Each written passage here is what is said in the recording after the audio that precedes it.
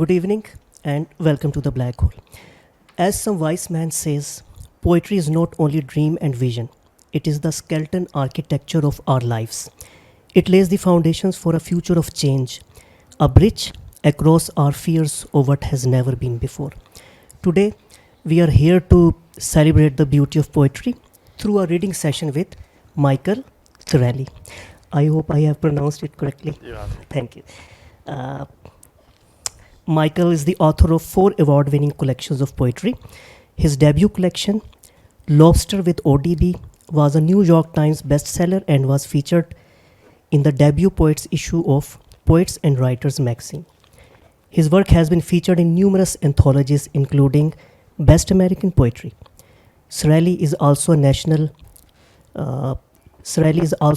poetry slam champion, and he was featured in 2 hit HBO series named Deaf Poetry Jam and Brave New Voices. He has performed his work all over the United States, including the Library of Congress, the Poetry Foundation, the Kennedy Center, the Dodge Poetry Festival, and many others. As a pedagogue, Cirelli is the author of the nation's first ever published HipHop curriculum, HipHop Poetry and the Classics, as well as other award-winning volumes of curricula. We are very grateful to him for sparing time for the Black Hole on such a short notice. Ladies and gentlemen, without taking more of your time, now we will start. So now there will be you, poetry, and Michael Cirelli. Thank you very much. Thank you. Thank you so much. Really grateful for the Black Hole for putting this together on such short notice.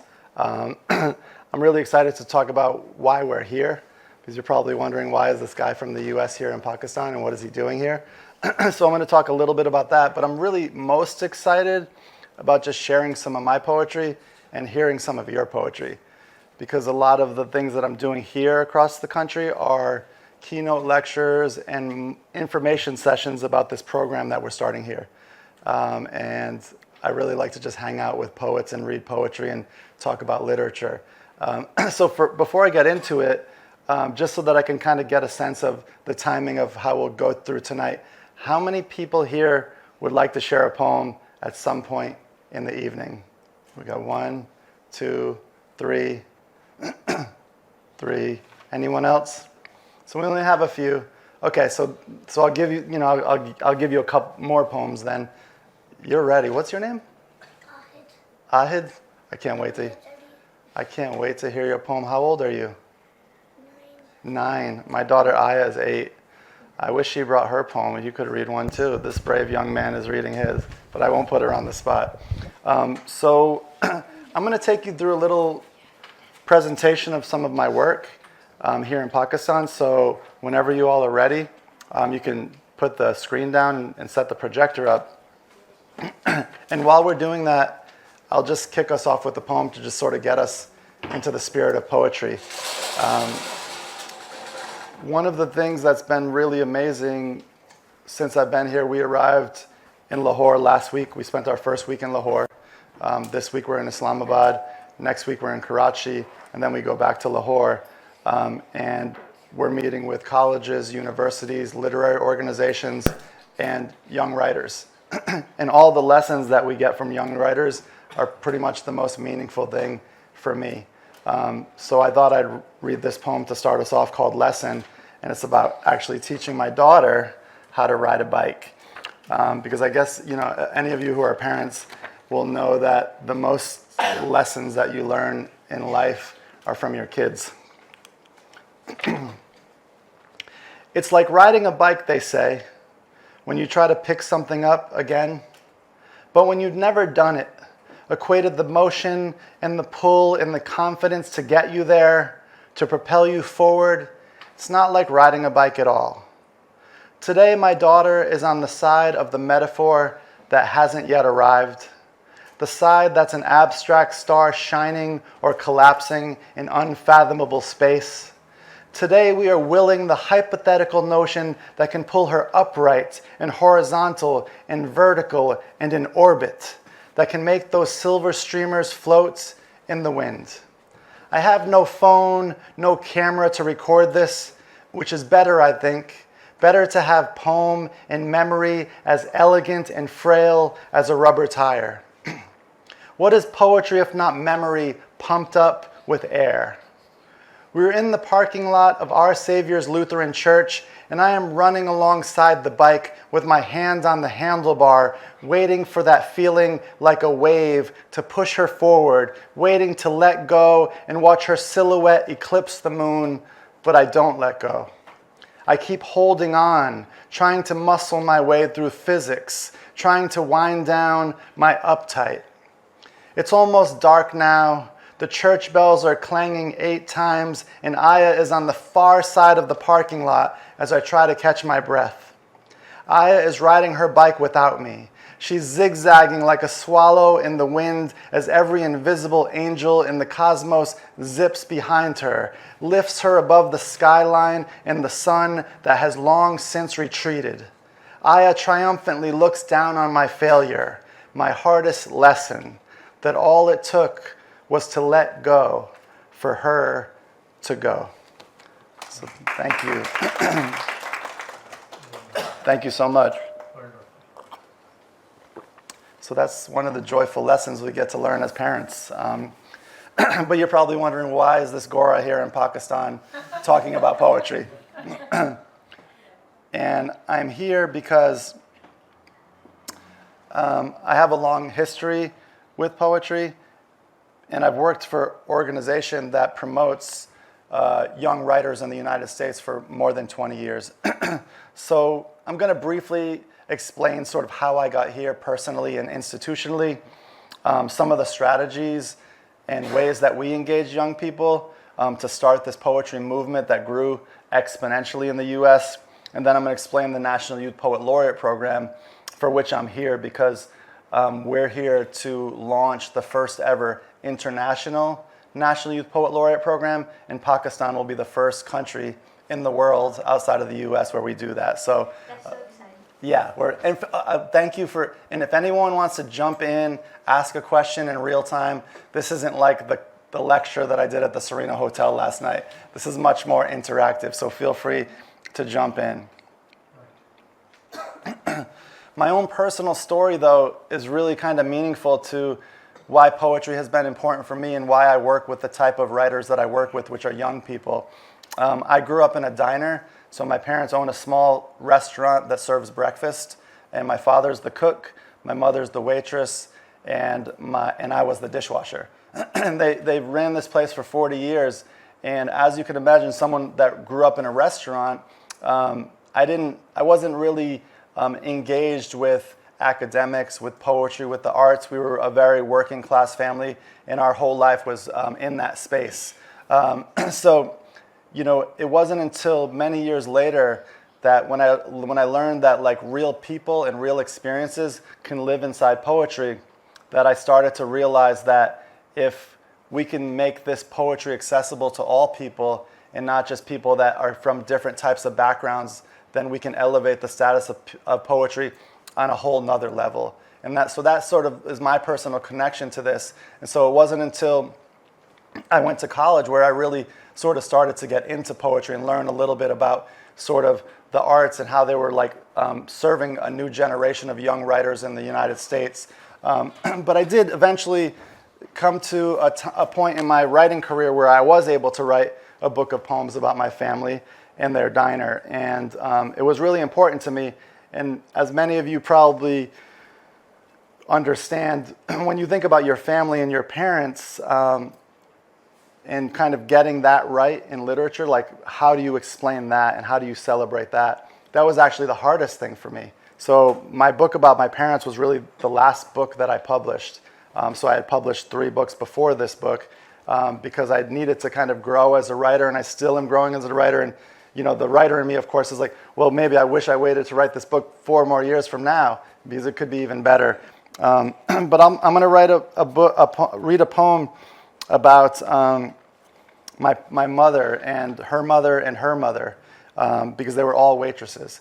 And when this book came out, I was so proud of it, and I was so excited to share it with my parents. And because my mother was felt so uncomfortable about being celebrated as a waitress, she was embarrassed by the book in a lot of ways. And that just also shows you like the stigmas that we have around certain roles that we have in our lives and in our, in our work. And that really kind of was something that I didn't expect, but it was a huge learning lesson for me.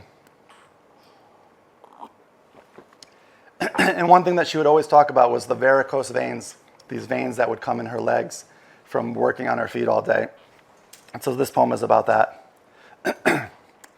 The women in our family have rivers. My great-grandmother, my nana, my mother, all waitresses full of rivers. Fit a river into a vein and it looks like lightning or a supernova. Galaxies of rivers in the blood. When the clock strikes open, my mother opens up a new river and chit-chat flows. Where I'm from, it was the rivers that turned everything. River to turn water wheel, to turn gears, to turn looms, to make textiles. Rivers make costume jewelry and silverware. The birthplace of the American Industrial Revolution, born from a river, rivering to Narragansett Bay, flowing past the town beach where I learned to ride waves. My mother says, what does she got? She worked her whole life. What do I got? Varicose veins? I'm floating down the Patuxent River in a basket made of plastic straws, as clear as our front windows, revealing me at 5 years old without a mistake. I am flawless from the mouth of a river. The one behind your left knee is the Mississippi. The stream up the front of your calf, a Tigris. Rivers to the heart of darkness. All the kids at the counter have grown up. Everyone changes except the women with rivers. My great-grandmother, my nana, my mother.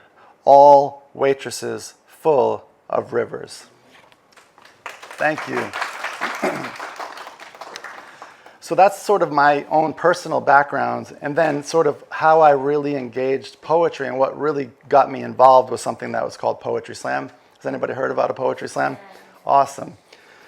So Poetry Slam is a poetry competition. It started in the late 1980s by a construction worker, and the whole idea of it was that, what a lot of people feel is that poetry is sort of dated, old, dusty, and he wanted to liven it up. He wanted to bring it to the masses. He wanted to show that there's a living generation of poets that are here in our communities that have things to say.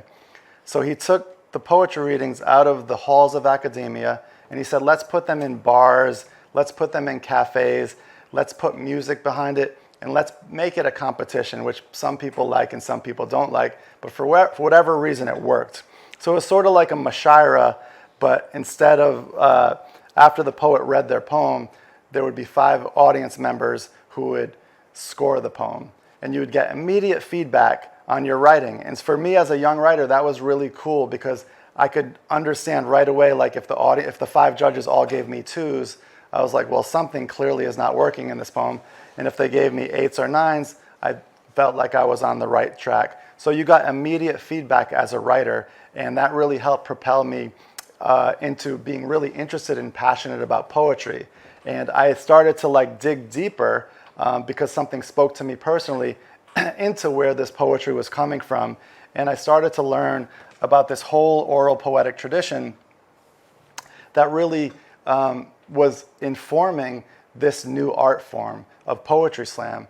And so when you think historically about where Poetry Slam comes from and what it's delving into, it's really delving into this ancient poetic form of oral poetry that's been around since the beginning of time, from West African griots to Sufi mystics to Punjabi and Sindhi oral poets that were passing the news in certain ways through poetry. My father-in-law will make a point with poetry. So this idea of oral poetry and the tradition of speaking poetry out loud was something that we've always had. And somewhere along the line, it kind of got trapped in books and became boring. And in the US, it became something that was reserved primarily for old white men in academia. So it really was only for one small segment of our population and wasn't representative of the vibrancy of the world that we lived in. But where I was in New York City, we were also seeing the rise of another incredible poetic art form, which was hip hop.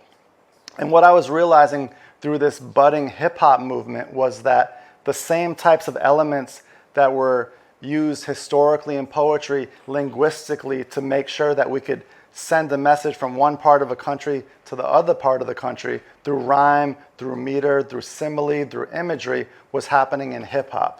The interesting thing about hip hop, though, and where hip hop sort of was being challenged by the Academy, was that hip hop was being looked at as low art. And that was primarily because it was coming out of black and brown communities. It started in the South Bronx. It started in a community that was totally decimated, and it grew out of the desperation of need for people in those communities who had been marginalized for many years to speak their truths. So I loved hip hop, and I loved poetry. I loved the classics, and I also loved the young rappers coming out of the Bronx and Brooklyn. And I felt that if there was a way to sort of bridge those worlds together and engage young writers with poetry, that seemed like the best way to do it. So instead of going into the classroom and saying, you know, you have to read this sonnet by William Shakespeare, let's explore this poetry, I said, hey, let's read this rap by Tupac. And the results were tremendous. And, you know, we call that a student-centered approach. So one of the things that I did as I was building this organization called Urban Word was I wrote this curriculum that was mentioned in my introduction called Hip-Hop Poetry and the Classics. And I really found ways to showcase all of the literary devices that we use as writers and how classical poets use those and how hip-hop contemporaries use those.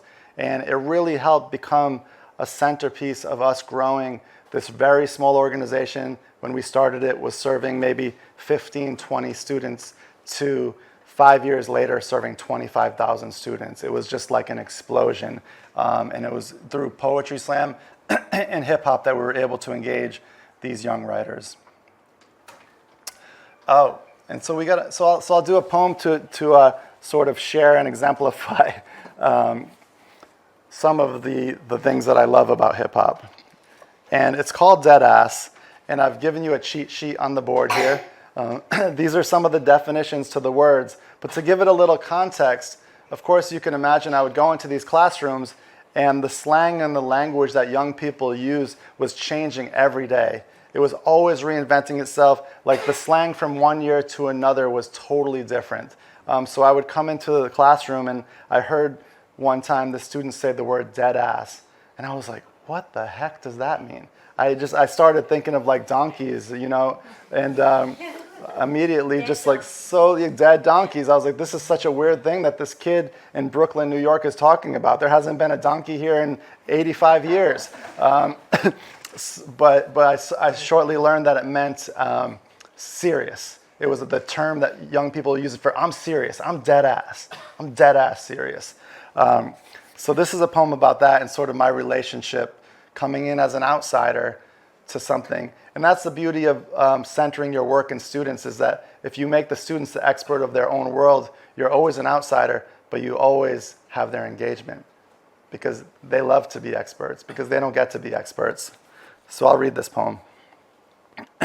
In the bodega, a young girl wearing jeans so tight she has to use turpentine to get them off says to her friends, damn, it's dead ass raining out. I was enamored. Instead of cats and dogs, I pictured donkey corpses falling from the sky, clogging the gutters. That's some serious rain. The song on the radio said that the po-po was trying to catch me riding dirty. I imagined Chameleonaire wearing a 20-pound gold chain with mud dripping off Jesus' shiny toes, Crazy Bone in $400 jeans with grass stains on the knees. In Oakland, the sound there is hyphy.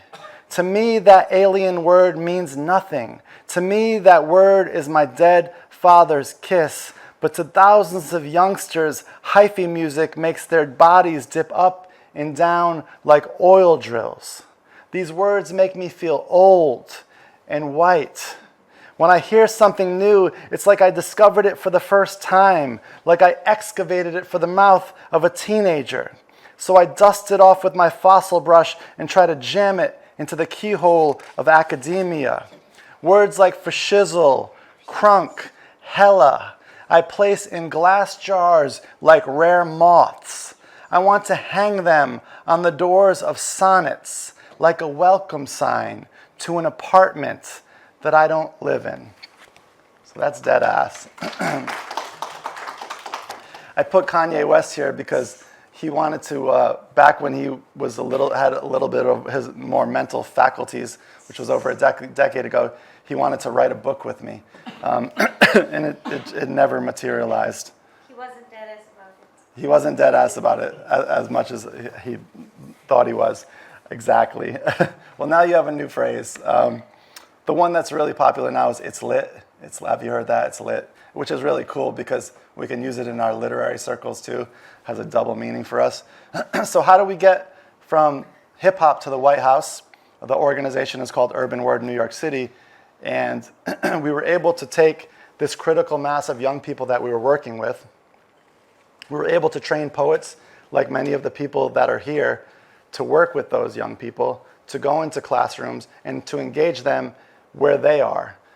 Because they were doing this knowledge invention and reinvention that this philosopher Paulo Freire was talking about. And his philosophy is something that we really used as a cornerstone of our work.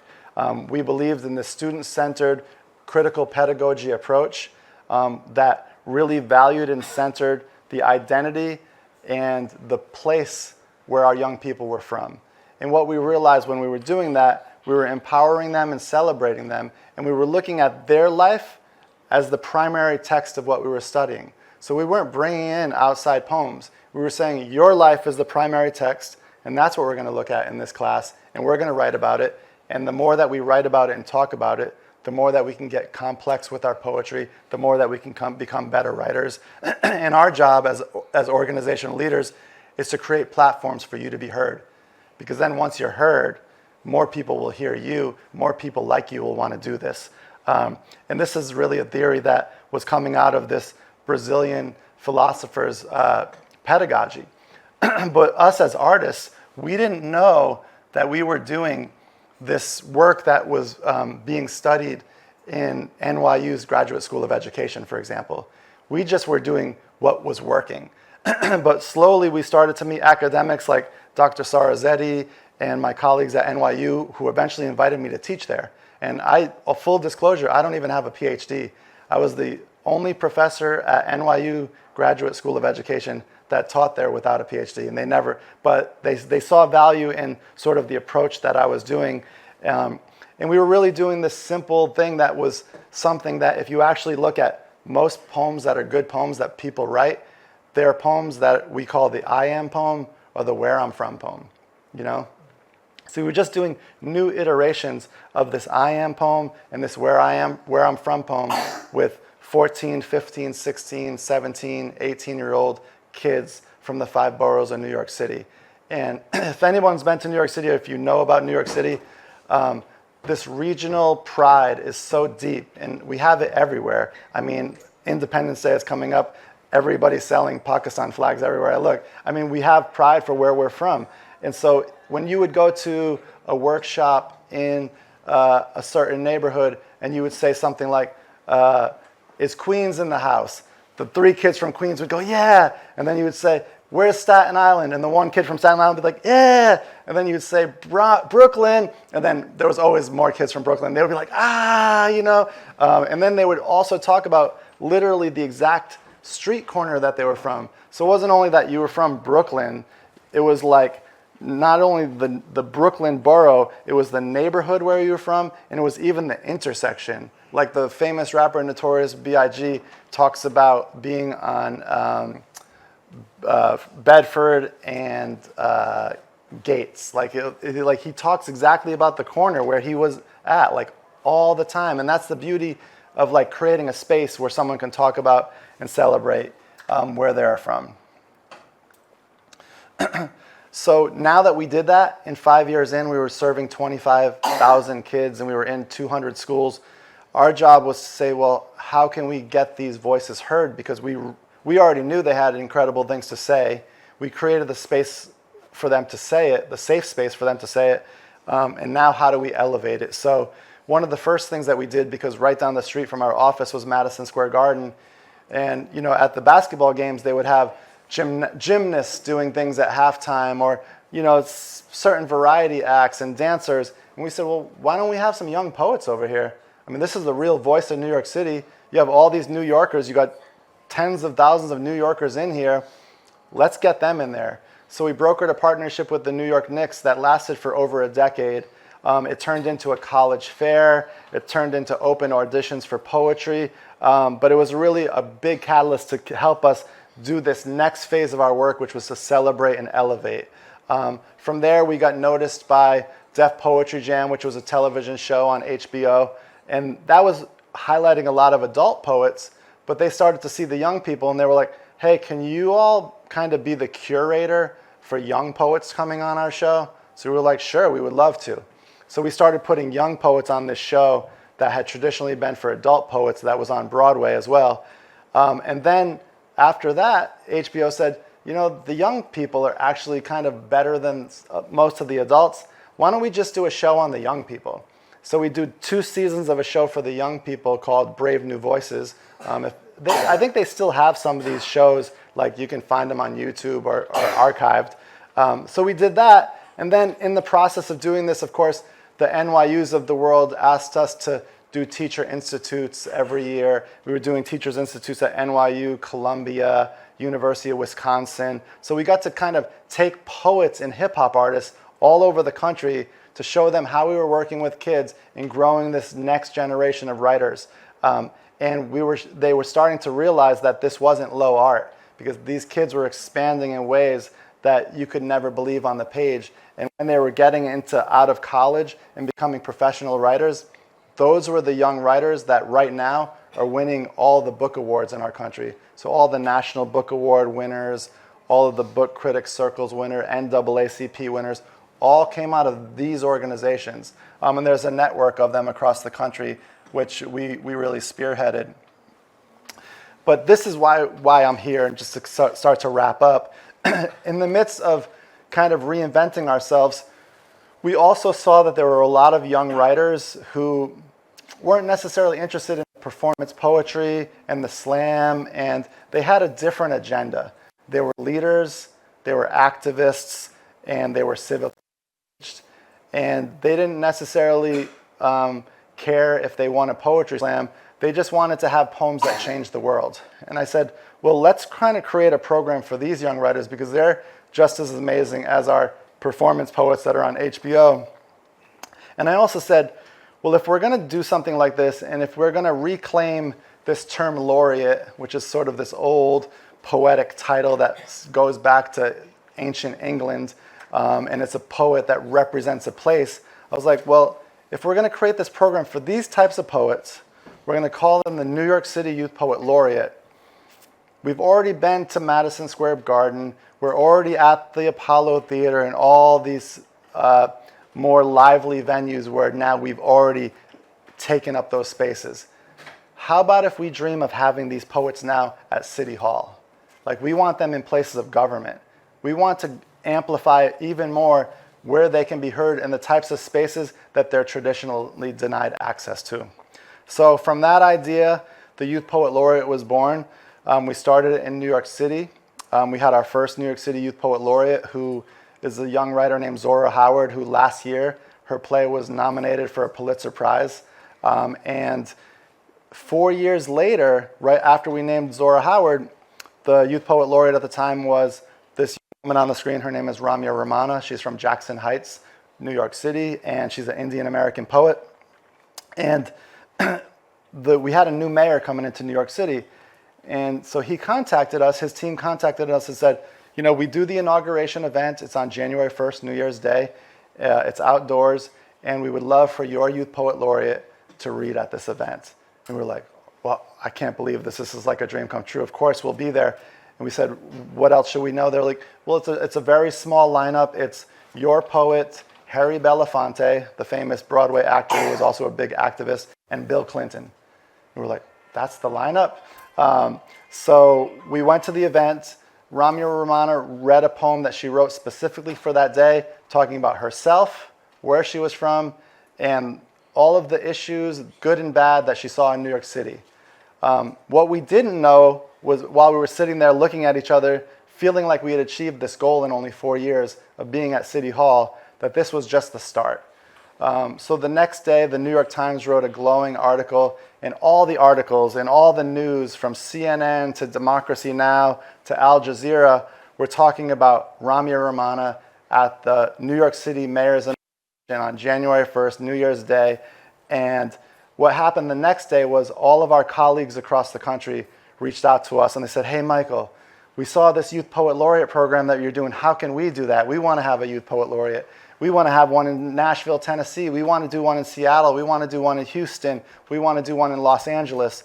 So we created a model where we could share it with different cities across the country and create a Youth Poet Laureate movement. So as that was starting to grow, it really started to grow quickly and sort of exponentially. And a few years into that, we got a call, again, we couldn't believe it, from Michelle Obama's team. And it was at the end of the Obama administration, and they were trying to bring in a lot of nonprofit organizations in to kind of showcase their work and celebrate their work. And Michelle Obama's team said, "Hey, we love your program. We would love to celebrate a group of finalists for your program if you have a national winner. Let's take the finalists, have them come meet Michelle Obama, do a reading at the White House." And we were like, "Well, you know, we're not quite there yet. We don't have a group of finalists. So we're thinking about getting there in a few years, but we're not quite there." That, like, oh, they were like, "Okay, well, is there any way? Because if you can get a group of finalists, we'll have them at the White House." And I was like, "Okay, well, we'll have a group of finalists over to you by tomorrow." Well, we picked our first group of finalists. One of them was the woman on the screen named Amanda Gorman. And so she came to the White House with 4 other poets. We got to have an incredible performance and meet the First Lady. And the rest is history. From there, we started to have a network where we took regions of the country and had regional winners, and then one national winner. This past April, we named the 7th ever National Youth Poet Laureate. She's a Nigerian American, first generation poet, amazing. But what ended up happening was, after Amanda Gorman was named the first ever National Youth Poet Laureate, her career started to take off, and she was noticed for many reasons because of the quality of her work, but she also had this really interesting story because she had a speech impediment, and she got over her speech impediment by performing poetry. And if you don't know, President Joe Biden also has a speech impediment. So his wife had crossed paths with Amanda Gorman at some event along the way. And a long story short, when Biden had his inauguration, he asked Amanda Gorman to read a poem at his inauguration, which again, after the inauguration, everyone forgot who the President of the United States was. They were talking about Amanda Gorman. So that really kind of helped, again, elevate the program even more. So through this work, we've always been in contact with the U.S. State Department and different international agencies who have done cross-cultural exchanges where we've done, especially during the pandemic, we did a lot of Zoom sessions with poets in different countries and workshops. And needless to say, we've always sort of put it out there that we would love to try to do a program like this in a different country. Of course, with Dr. Zedi being from Pakistan and being my wife, we have a special personal connection to Pakistan. So I talked to our colleagues here in Islamabad, and the rest is history. So we are here. The reason why the Scora is here, to get to the point, is we're here to start the first ever Youth Poet Laureate program in Pakistan. It's the first international Youth Poet Laureate program. And just to sort of get to what we're doing, the idea of how we're going to run this program is we are opening the program up first as a national poem project. And the National Poem Project is open to poets ages 16 to 25 for now. And they are able to submit one poem, which we're calling a national poem. But actually, as we describe what a national poem is, it's this I am and this where I'm from poem. It's this poem that intersects where you're from and what your identity is. And we aim to celebrate and acknowledge and engage as many young writers across the country as we can from all different backgrounds. We aim to make it diverse geographically, diverse in terms of gender and background. So we want to show the whole range of young writers that exist here in this country because we know that they're here. We've already met tons of them. So there might be some poets that are hip hop poets. There might be some traditional ghazal writers, and that's what we hope. And we want to have them all in there. So from the National Poem Project, we are going to be accepting poems in English and Urdu. It's going to be in the month of January and February. So starting in January, we'll be opening up submissions. Poets of that age range can submit 1 to 2 poems, no longer than 3 pages per poem, and we'll pick 20 winners. Those 20 winners will be the winners of the National Poem Project. They'll be published in an anthology. We're going to give them mentorship, prizes, workshops, anything that we can do to help continue to elevate and celebrate their work and their voices. Those 20 poets now will be mentored, and from that group of 20, not only will they all get to be celebrated in live performances across the country, but one winner will be picked as the first ever National Youth Poet Laureate of Pakistan, and that'll be next September of 2024. So that's pretty much it in a nutshell. And what I think I'm going to do now, because I know that this was something that folks wanted a little bit more of, was answer some questions. What we need, though, here in Pakistan, before I do that, is we're looking for a number of partners. We're looking for key partners and stakeholders that will just help spread the word. Literary organizations and grassroots organizations like this to spread the word to young writers. Colleges and universities, professors, teachers of English, teachers of Urdu, literature teachers, spread the word to your young writers. We're trying to build a big footprint, and not just in the major cities of Islamabad, Karachi, and Lahore, but all over the country. We're also looking for promotional partners, media that want to spread the word. We were on PTV this morning. It was really fun. We're looking for venue and workshop partners, so places like this where if there's a group of young writers that want to do a writing workshop and just kind of get their feet wet in writing, we're happy to do that. We're going to be in Pakistan 3 or 4 times over the next year. And then, of course, we're also looking for poets, mentors, and translators, so people that are not going to be contestants, but maybe writers that are in our communities here that want to help mentor the younger writers, help look at their work, folks that want to help translate, say, the Urdu poems into English and the English poems into Urdu, because we want to celebrate the poems in both languages. So that's what we're looking for, and that's exactly why we're here. We're going to be here the whole month. This is only, I think, like day 8 or 9. It feels like day 25, and it's been amazing. But yeah, we're really grateful. The website where all of this is housed is called nationalpoem.org. And our Instagram handle is PakistanYPL, Youth Poet Laureate. And so you can kind of just keep up with us there. I know I'm supposed to be sharing poems too, but it's really important for me to talk about the program too, because I feel like I just want to get the word out. So I think I'll answer some questions. I'll share a few more poems. And I know we have some poets here too, which I'm really looking forward to. So Just after prayer. yeah, okay, perfect. Shoot. Does everyone want to pause for prayer? I'm happy. Yeah? Okay. Inshallah, let's come back in 9 minutes. It takes me 9 minutes usually to do my prayer. Okay, cool. Because people are watching. Oh, people are. Watching Oh. live, so we have to continue. Oh, we have to continue? Okay, I can I'll just read a few poems. Yes. Yes, Yeah. please. Do you have the link over Instagram for the live? Since we are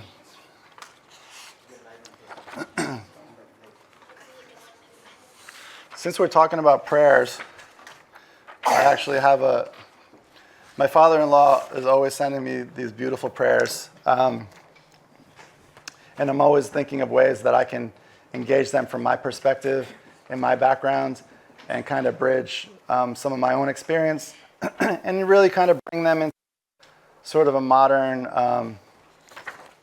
day. So I try my hardest, and so any flaws are my own, of course. And this one is called Dua for the Best Translator. I met you, Lord, amongst so many tongues, where the strawberry skin looks like it can taste, in a palm forest planted by a poet in Hawaii, next to a YMCA in Birmingham, England, where everyone wanted to die. O Al-Azime, I spoke to you as Yahweh, as Yemaya. I spoke to you when the wave pulled me under with my mouth and eyes closed, and you spoke back. You understood that language. You understood what the monk told me when he squeezed my hand and looked down the throat of a flower. O teacher, you gave us prophets and poets, and they all spelled you different, and they all meant you the same. When Muhammad spoke of you, when Abraham sharpened his knife, when Mary wept and wept, when Siddhartha centered his Noor on you, it was all the same, O best of translators, O master of words that don't match but have the same meaning. There is a way to call your name in Thessaloniki and a way to praise you on San Pablo Avenue. And I say 100 names of you in a language I only know in my heart. So I recognize you at St. Matthew's Church, at the Blue Mosque in Plum Village. I recognize you when we bend to you and love each other. Thank you. This was very good. Thank you. I'll read Heart Hijab? I'll read one more. I've been writing a lot of these duas. They're pretty new. So as poets, of course, we love to read our new poems. So this one is called Dua to Remove the Heart Hijab. And just to give it a context, the person that married us, he gives these amazing lectures, and he always talks about the hijab and the concept of the hijab. And one of the lectures that he always gives is about the hijab that we place over our hearts, and that's the hijab that we don't want. You know, there's a hijab of modesty that's important to us all, but then there's the hijab that we also place over our hearts. So it's this battle between which hijab are we engaging. So this is called Dua to Remove the Heart Hijab. My daughter tells me that she wants to wear a hijab so that people will know she submits to the Lord that embroiders the best cloth, the supreme tailor, the one with the freshest drip, so wet, so drippy, my eyes are forever covered with the veneer of tears. The hijab, I tell her, is a metaphor of modesty. The hijab, if you abide with or without a hijab, means you're classy, means there is a grace about you aligned with the divine. When my wife walks into a room with short sleeves and in control, every head turns but knows its place. That is because of her hijab. But this poem isn't about that hijab. This prayer, a star under a cloak, is about the hijab we put over our heart. Our Rab of the hijab, forgive us for the words we use like burlap dipped in tar that smother the light within us. O Lord of the most light, Lord so lit, so light you are transparent, so light your eyelashes are jellyfish, if they are eyelashes and not light. Give my girl guides named Noor or Luz, and when they wrap their heads or when they don't wrap their heads, who cares? O son of the Sunnah, please make my daughter's heart unmodest. Make the pathway between her heart and her mouth a portal of pure light, and give her the strength to remove her heart hijab, a curtain covering glass from the image of you at the center of her. Thank you. Wow. Did you have a question? Yeah. What's your question? Can I read a poem too? Yeah, you can. We're going to get to the poem section. Did you bring your poem? Yeah. Okay. I want to wait for this gentleman to come back from Dua as well. And since I'm reading these poems about my daughter, I'll read a few more, and then I will open it up to the beautiful audience here. So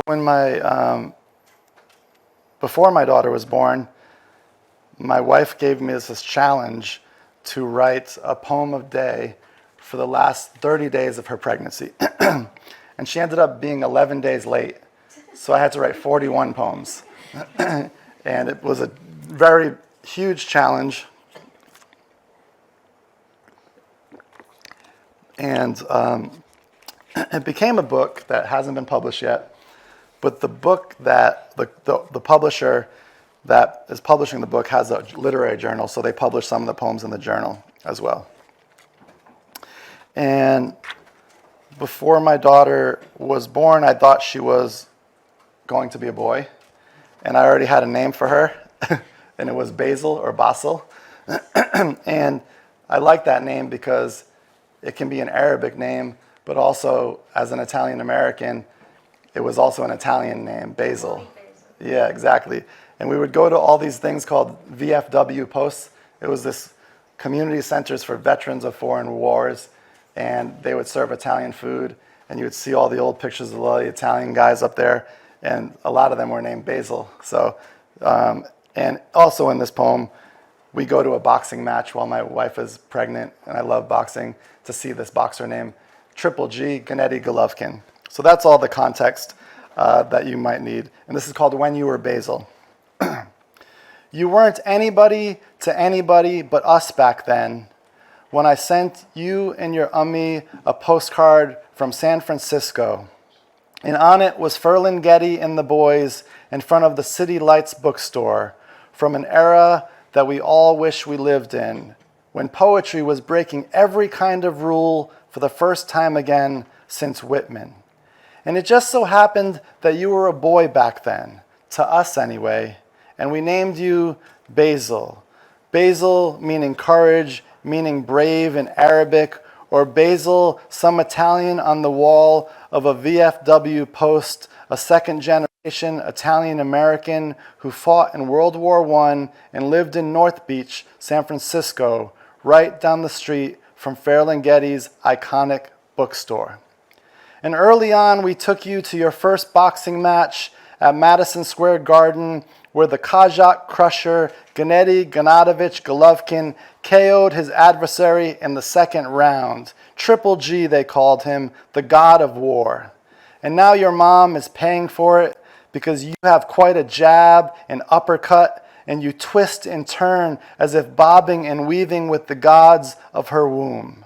You were a boy back then, till the genetic test said you were a girl, and the wind knocked out of me and just as quick filled up my lungs like a backdraft. It was like one set of air switched with the other when you broke the rules for the first time again, when you became my girl, when you became my brave, sweet fighter. Thank you. And I'm just going to share one more poem. I'll share one. It's my 10-year anniversary on Friday. We'll be in Islamabad to celebrate 10 years of marriage. Happy anniversary. Thank you so much. And this book has a lot of love poems that I wrote, but this is one of my favorites. And it's about the dinner parties that Gertrude Stein hosted at her house in France. And she was very smart because all of her friends were artists. And what she would do is, at the table where she set up this dinner party, she would put paintings by the artists across from where she sat them, because we all love to look at our own art. So, the artists would sit at the table having dinner at Gertrude Stein's, and they would see their artwork there, which was very clever. So this is called Dinner Party. When Gertrude Stein hosted her famed Saturday night dinner parties at 27 Rue de Fleur, it was said that she would hang paintings by each guest across from where she seated them at her long, wooden French table. So while Renoir buttered a dinner roll across from his luncheon of the boating party, Braque sipped Bordeaux till his muse nearly walked off the canvas. Matisse slurped Alice B. Toklas's lentil soup in front of a portrait of himself in Cezanne sliced liver, bird's eye to apples and oranges.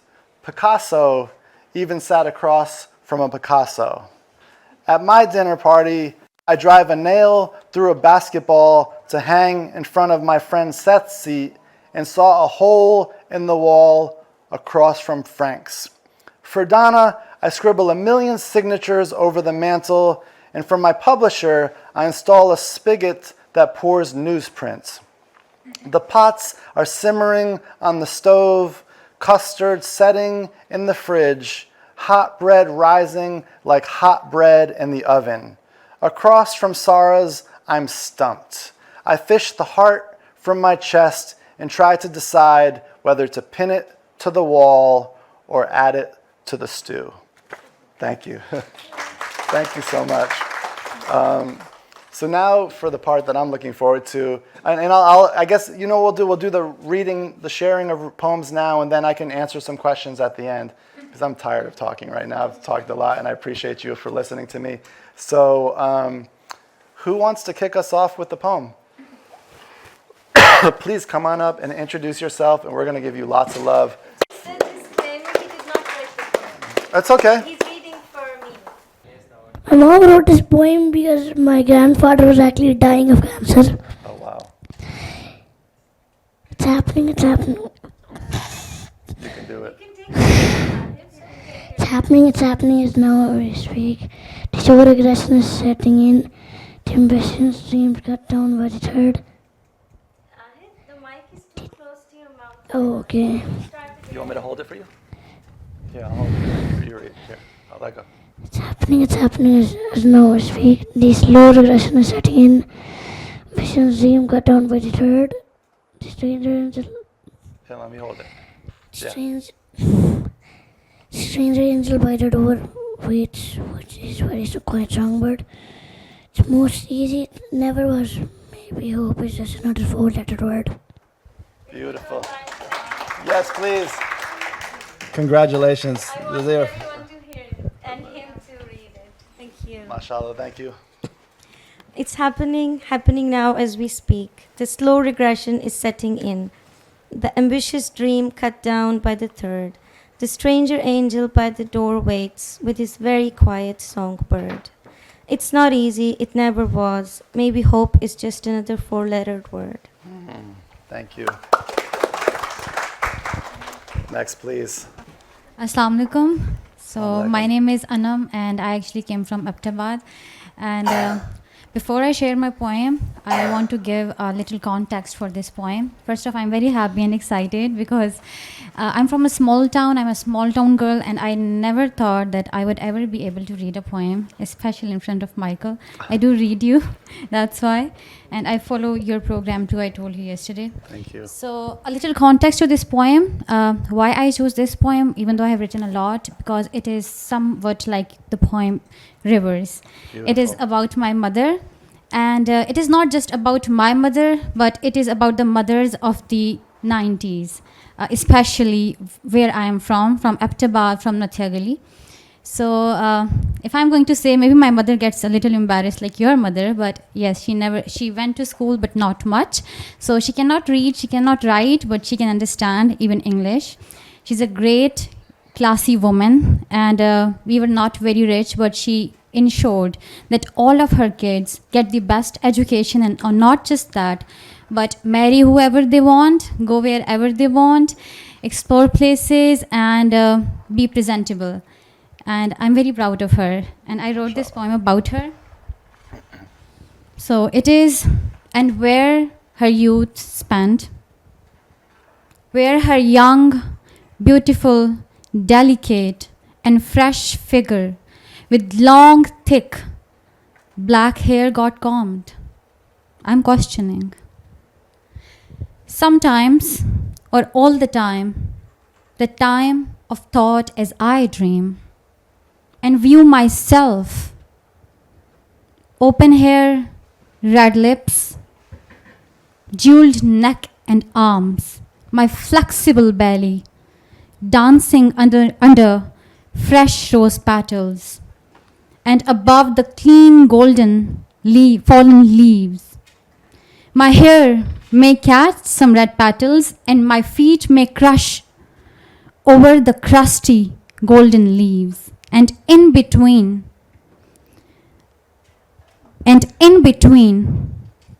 a swing over a flowered swing. Yes, youth dreams such and views such.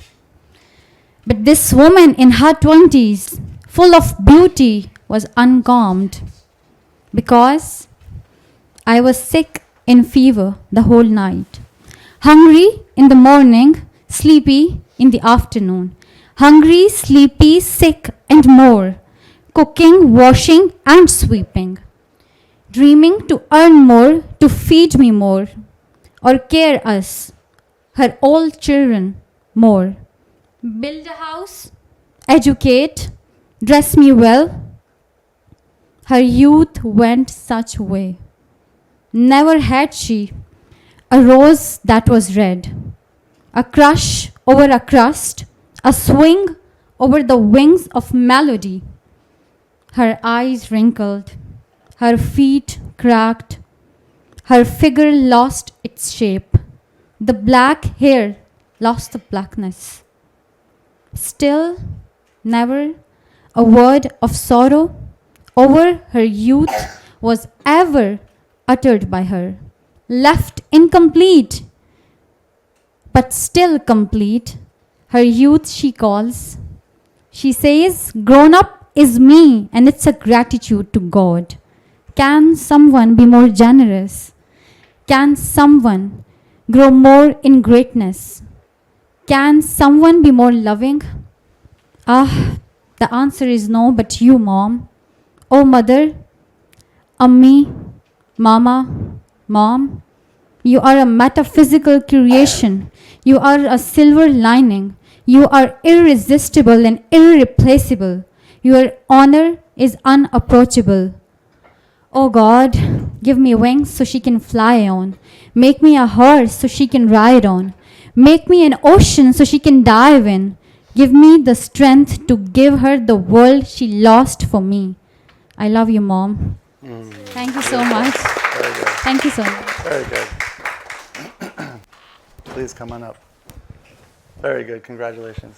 Piece of poetry written and transported as an idea by Dr. Shenavar, and he is targeting the very warmongers, and he is trying to be the champion of this message.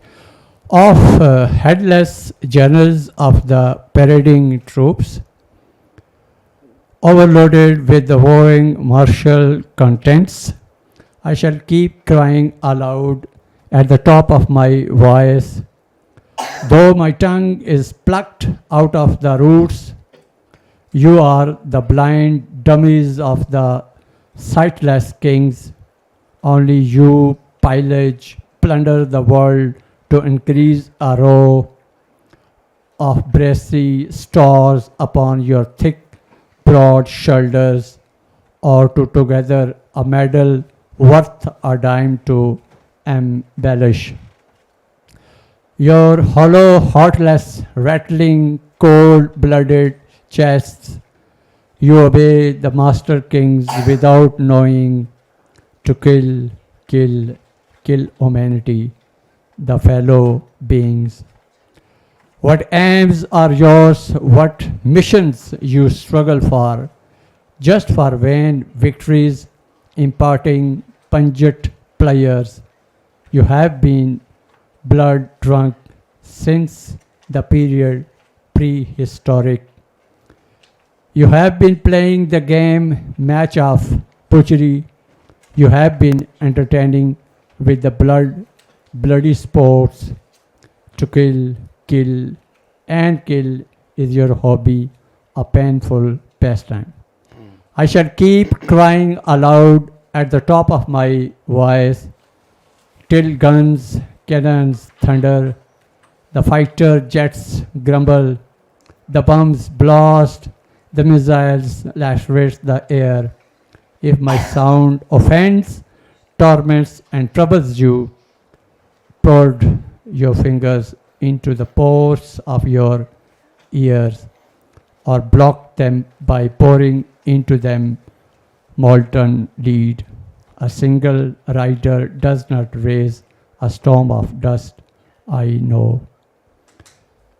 Yet I shall perform my task, discharge responsibility, so that I might not be included in the list of characters who set the fair earth on fire, deformed it into an inferno. Muhammad Shenavar. Thank you very much. Thank you. Thank you. Do we have anyone else who'd like to share? Please come on up. Okay, hello, is this, yeah, okay. I wasn't planning on sharing a poem, but I do write. Awesome. I'm an activist, I'm a climate activist. I write in Urdu and English. All of my poems are very controversial. The Urdu ones are specifically more political and controversial, so I'm not gonna say them here today. But this one is in English, and it's on the floods that happened last year in Pakistan. Okay, so basically, when the floods were happening, I was in Europe at a climate conference, and over there, no offense to the West, but a lot of the people that were there didn't know the floods were happening, and you know, it's Europe, it's capitalist Europe, so it was very sad to see that people didn't know that there was millions of people that were dying because of their actions and what their governments are doing, and even the organizers of the conference on climate didn't know what was happening in our country. That's crazy. So I was like, okay, well, I need to do something about this. I didn't write poetry until last year, until basically we were staying at this hotel. Not hotel, it was like these dorms, and I would go back every night and cry my eyes out, like bawl my eyes out in the dorms, and so I needed to, you know, I would always have thoughts in my mind, like I have a racing mind, but I just didn't like know how to say words. Like I would give speeches and all of that, but like poetry just kind of like fixed it, you know. Now I can say things without actually saying them, you know, so you can make whatever you want out of it. And yeah, I'm not really gonna explain it. Okay. Look, Ma, I made it. I'm in Europe for the first time. I'm putting on my shiny new dress in front of the cupboard mirror. Makeup is not necessary today. My blush is natural. After all, I have been crying for days. Maybe I'm the one that flooded my own home with my heartbreaks. Maybe it is the tears that the people cried when food was too expensive to eat that caused their homes to be washed away. That's what they told me, Ma, when I was young. They called it a carbon footprint. As my ma is wiped away, entire villages, communities, families, and homes gone overnight, I put on my shiny dress. Maybe it will light up the system that has murdered these people. Look, Ma, I made it. I'm in Europe for the first time. They have big houses, big trees, and Ma, they have breathable air too. I grab my keys, I go out, I breathe in, I breathe out. What a wonderful world to live in. Ma, I know you are flooding. I know you are burning, and I listen to great songs in Europe. Ma, I dance in Europe. I'm free, Ma. But you have not called in months, and I hope the little pill they sent you in the form of dollars helped you feel better. Something is better than nothing. Look, Ma, I made it. I made it away from you, saved myself from you. You are drowning. I do not want to go down with you. 300 children and counting. I might actually learn some maths. 300 children and counting, and none of them will solve cancer. I'm in Europe for the first time, and for the 100th time, my home is dying. 900 people and counting, and what's a few more? There is no bubble I can live in anymore. It popped and has started submerging countries like mine. My dress, it shines. Ma, you kiss me goodbye at the airport, and I text you every day, but the electricity was shut out, so maybe you can't respond. Look, Ma, I made it. I'm in Europe for the first time, and I'm soon to be nowhere found. You are soon to be nowhere found. Look, Ma, keep looking. I will fight for you. I will die for you. Ma, we built your noose out of plastic, and I think change needs to happen drastic. But Ma, we have so many problems of our own. You must get up and dust your own mess. Maybe I will talk to you once I'm back home. Maybe I will never talk to you again. You are a fighter, Ma, and I know you ask yourself, for how much longer must I keep fighting? Just a little longer, Ma, a little longer. Because I hope one day soon the whole world will fight with you. Look, Ma, I made it. I'm in Europe for the first time.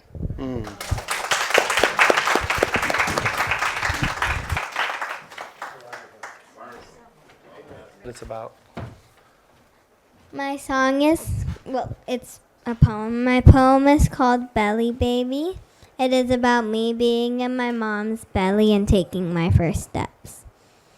with unseeing, forming my being, beginning to learn, I twist and turn, starting to hear, drawing me near, so red and so dark, here is my spark.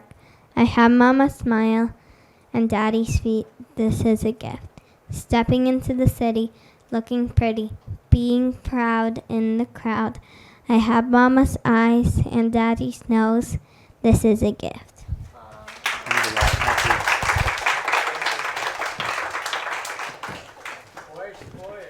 Nina, please. That was her first public poetry performance. I'm so proud of my daughter. It took her to come to Pakistan to read a poem. Please.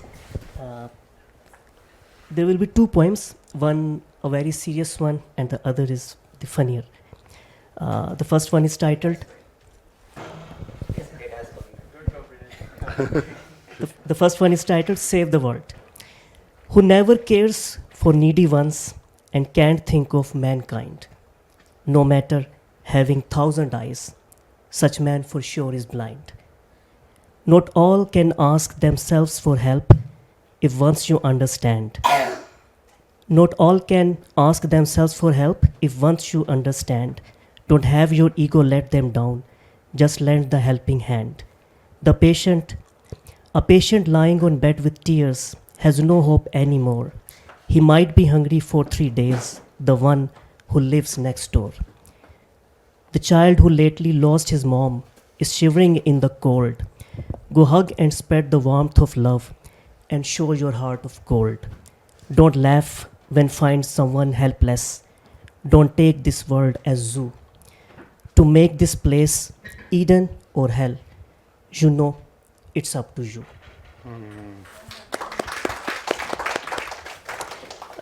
And this poem is for cat lovers, including myself. No ifs and buts, no this and that. He's richest of all who owns a cat. One must practice feline rule, breathe just being nice, stay just being cool. With etiquette and manners nice, she catches feathers and the mice. When mad at you, she does not speak, scratch on her head and under cheeks. She's open and the windows shut, with big, bouncy, majestic butt.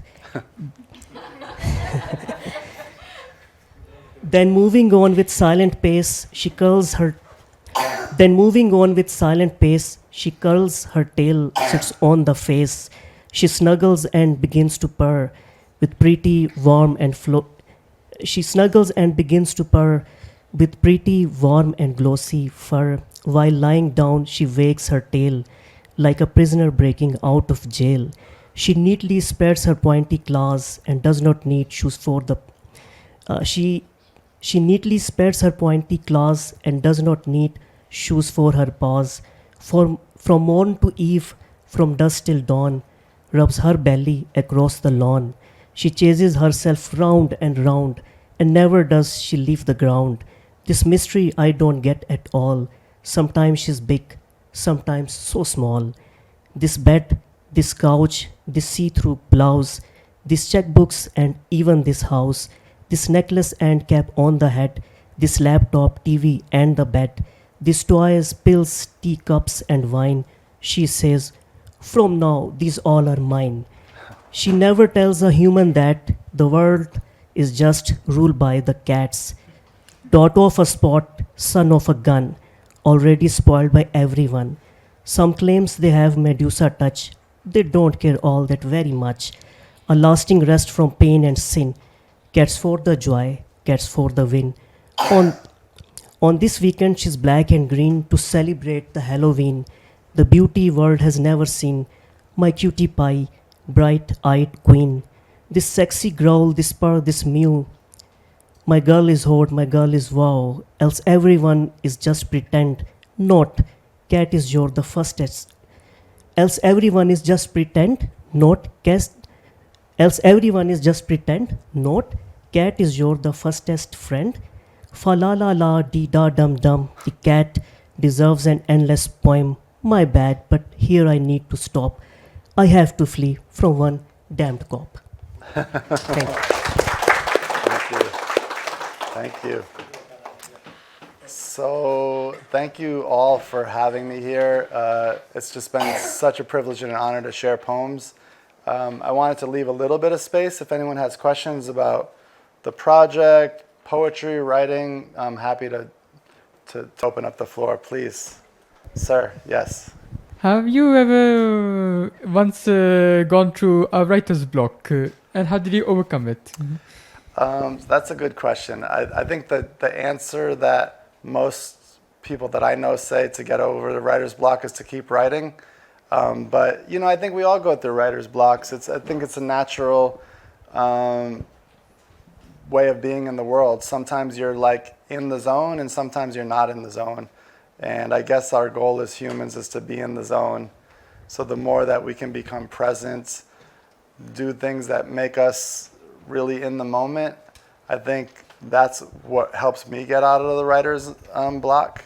So for me, I try to do things like every day, like walk outside, you know, stuff like that. I live by the water, so I like to go surfing. So I try to go surfing every morning at 6 a.m.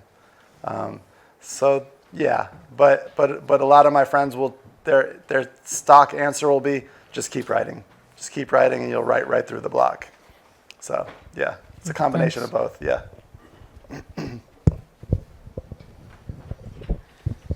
Yeah, I have a question.